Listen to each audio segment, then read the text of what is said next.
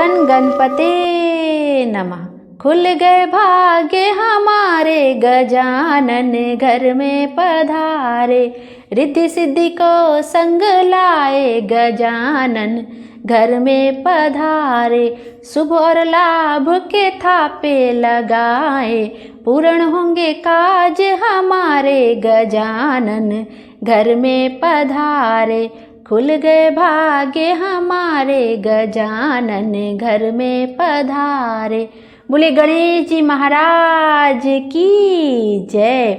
आइए आज के वीडियो में हम गणेश जी की व्रत कथाओं का श्रवण करेंगे। बुधवार के दिन भगवान गणेश का पूजन किया जाता है और उसके बाद उनकी व्रत कथा का श्रवण अवश्य ही करना चाहिए। गणेश जी का सबसे प्रिय भोग है मोदक और बूंदी के लड्डू, जो कि उन्हें पूजन करने के बाद अवश्य ही समर्पित करना चाहिए और साथ ही साथ उन्हें दूर्वा भी अवश्य समर्पित करनी चाहिए। 11, 21, 51 जितनी भी आपसे बन पड़े, गणेश जी के पूजन करने के बाद आपको उन्हें दूर्वा जरूर से जरूर समर्पित करनी चाहिए। आइए अब गणेश भगवान का ध्यान करते हुए, उनका बारंबार अभिनंदन करते हुए हम गणेश की कथाओं का आनंद लेते हैं। बोले गणेश जी महाराज की जय।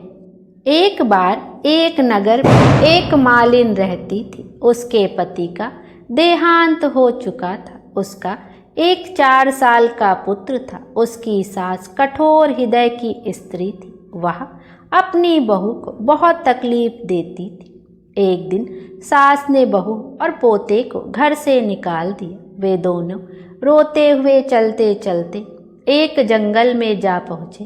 वहाँ एक बड़े पेड़ के नीचे बैठ गए। वहाँ से थोड़ी दूर पर एक गणेश जी का मंदिर था। वहाँ बहुत लोग गणेश जी के दर्शन करने आते थे।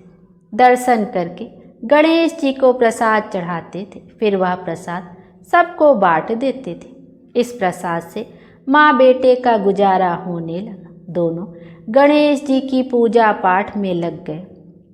एक दिन उन्होंने सोचा, क्यों ना हम भी जंगल से फूल लाकर बेचें। वे रोज जंगल से फूल लाकर उसकी माला बनाकर बेचने लगे। साथ में पूजा की सामग्री और प्रसाद भी बेचने लगे। इससे उनको आमदनी होने लगी। गणेश जी की कृपा से आमदनी बढ़ने लगी। जल्द ही उन्होंने एक मकान और एक दुकान बना लिया। एक राजा की लड़की मंदिर में रोज पूजा करने आती थी। मालिन के बेटे को देख राजकुमारी उस पर मोहित हो गई और उससे विवाह करने की सोचने लगी। उसने अपनी भाभी से अपने मन की बात कही। भाभी बहुत अनुभवी थी। उसने कहा, यह तो मालिन का बेटा है और तुम एक राजा की बेटी हो। यदि तुमने उससे विवाह किया तो तुम्हारी बड़ी बेइज्जती होगी। पर राजकुमारी अपनी बात पर अड़ी रही। उसने कहा, मैंने तो प्रतिज्ञा कर ली है कि उसी से विवाह करूंगी। भाभी ने घर जाकर सारी बात राजा को बता दी। राजा ने मना नहीं किया और विवाह के लिए तैयार हो गए। उन्होंने बड़े धूमधाम से बेटी का विवाह मालिन के बेटे के साथ कर दिया। मालिन ने सबसे पहले बेटे बहू को गणेश जी के मंदिर में ले जाकर पूजा पाठ करवाया और गणेश जी का आशीर्वाद दिलवाया। इसके बाद पूरे नगर में यह बात फैल गई कि गणेश जी की पूजा करने से सब दुख और कष्ट दूर हो जाते हैं। यह बात सुनते ही नगर के सभी लोग मंदिर आने लगे। मालिन और उसके बेटे की बिक्री और बढ़ गई। उधर उसकी सास के बुरे दिन आ गए। अन्नदाता उससे रूठ गए और वह भूखों मरने लगी। एक दिन वह रोती धोती उसी गणेश जी के मंदिर में आ पहुंची। वहाँ वह मालिन के बेटे से बोली, मैं बहुत भूखी हूँ, मुझे रोटी कपड़ा दे देना। इसके बदले में मैं तुम्हारा सारा काम कर दूंगी। लड़के को दया आ गई और उसे काम पर रख लिया। उसने अपनी दादी को नहीं पहचाना। जब मालिन घर आई तो उसने सास को पहचान लिया। वह सास से बोली, सासू जी आप यहाँ कैसे?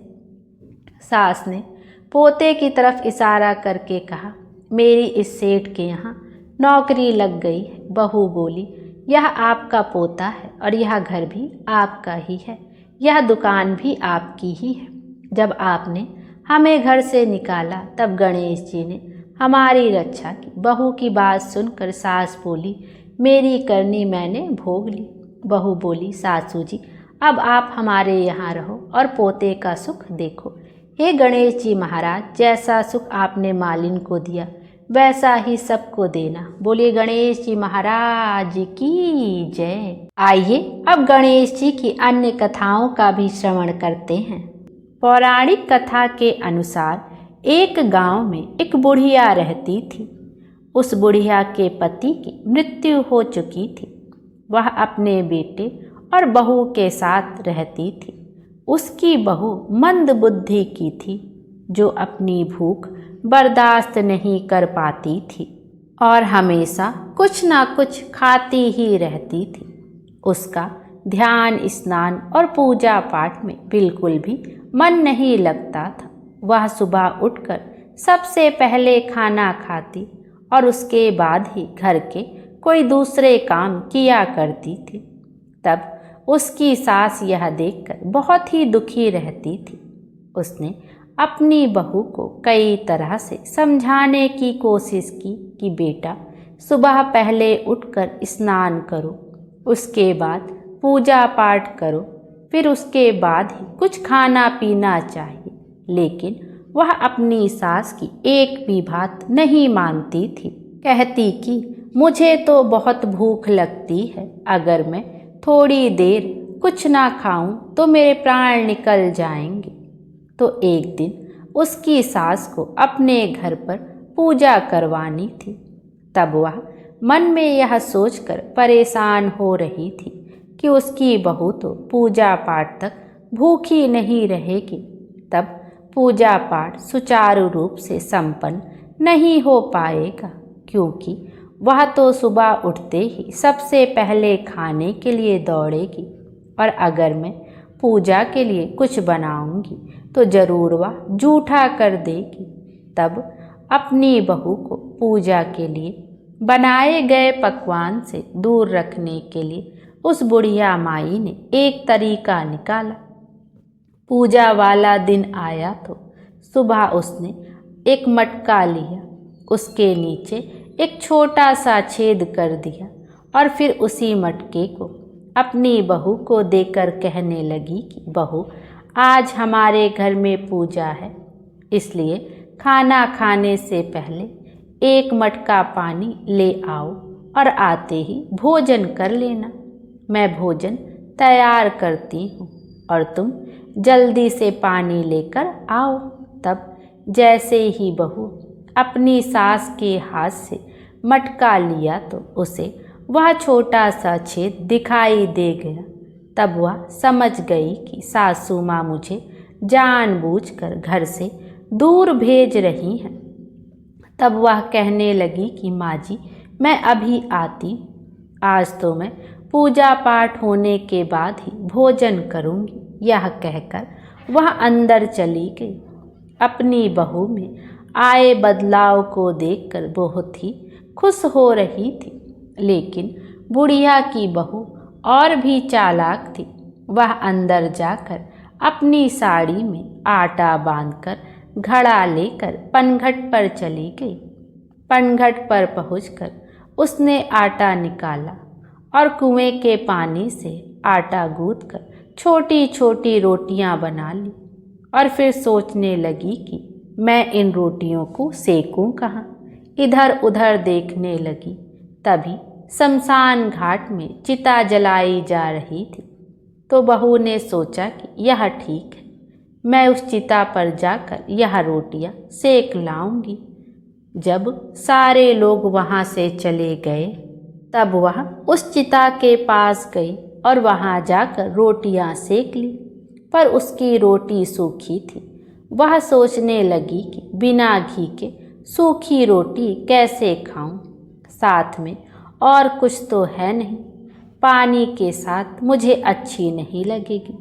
तो वह पास ही में गणेश जी के मंदिर गई, जहाँ गणेश जी को किसी ने चोला चढ़ाया था।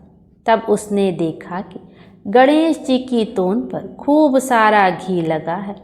तो उसने झट से अपनी रोटियों को उठाया और गणेश जी के तोंद पर लगे हुए घी से सभी रोटियों को चुपड़ लिया और फिर गणेश जी को भोग लगाकर रोटियां खाने लगी। सारी रोटी खाकर थोड़ा सा आटा बचाया था वह उस मटके के छेद में लगाया, जिससे वह छेद बंद हो गया। फिर उसने मटके में पानी भरा और घर आ गई। लेकिन गणेश जी बहू की इस हरकत से नाराज हो गए और गुस्से में उन्होंने अपनी नाक पर अंगुली चढ़ा ली। अब जब गांव वाले गणेश मंदिर आए तब वह देखने लगे कि गणेश जी की नाक पर अंगुली है। तब वह सोचने लगे कि यह कैसे हुआ। सारे तरह से पूजा पाठ करने लगे, लेकिन गणेश जी अपनी अंगुली वापस नहीं उतार रहे थे। यह बात पूरे नगर में फैल गई। फैलते फैलते राजा तक पहुंच गई। तब राजा ने बड़े बड़े पंडितों और जोशियों को बुलवाया, हवन करवाया, गणेश जी को तरह तरह के भोग लगाए, दूर्वा अर्पित की, मोदक और लड्डू चढ़ाए। हाथ जोड़कर गणेश जी से प्रार्थना की, लेकिन गणेश जी तो माने ही नहीं और उन्होंने अपने नाक से अंगुली नहीं हटाई। अब सारे लोग चिंतित थे, सोचने लगे कि गणेश जी इस तरह क्रोधित बैठे हैं, कहीं कोई अनर्थ ना हो जाए। तब राजा ने काफ़ी सोच विचार के बाद पूरे गांव में ऐलान करवाया कि जो भी आदमी गणेश जी के नाक से अंगुली हटा देगा उसे इनाम के तौर पर 5 गांव इनाम में दूंगा। यह बात सब लोगों को गांव में बता दी गई। अब तो गांव के सब लोगों ने गणेश जी को मनाने में लग गए, लेकिन गणेश जी तो माने ही नहीं। वैसे ही अंगुली चढ़ाई बैठे थे तो सारे थक हार कर बैठ गए। यह देखने के लिए वहाँ पर बुढ़िया और उसकी बहू भी गए हुए थे। बुढ़िया की बहू कहने लगी कि राजन, मैं गणेश जी के नाक से अंगुली हटा सकती हूँ। अगर आपकी आज्ञा हो तो मैं यह कार्य कर सकती हूँ। तब अपनी बहू की बात सुनकर उसकी सास हंसने लगी और कहने लगी कि जब बड़े बड़े विद्वान भी कुछ नहीं कर पाए तो तुम कैसे गणेश जी को मनाओगी। तुम्हें तो खाने के अलावा कुछ आता ही नहीं। तब उसकी बहू कहने लगी कि माँ जी, जब तुम्हारी बहू छेद वाले घड़े में पानी ला सकती है तो गणेश जी के नाक पर से अंगुली भी हटा सकती है। आप मेरा यकीन मानिए।